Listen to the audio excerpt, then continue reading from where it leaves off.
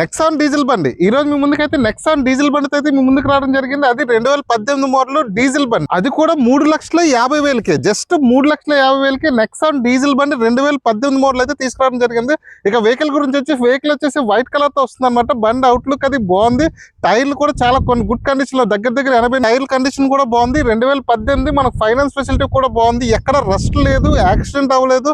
టైర్లు బాగున్నాయి, ఏసీ బాగుంది, పవర్ స్టీరింగ్ బాగుంది. 4 పవర్ విండోస్ వచ్చేస్తే ఇంటీరియర్ స్టీరింగ్, బ్లూటూత్ కంట్రోలింగ్ అన్ని ఫుల్ కండిషన్ లో ఉన్నాయన్నమాట.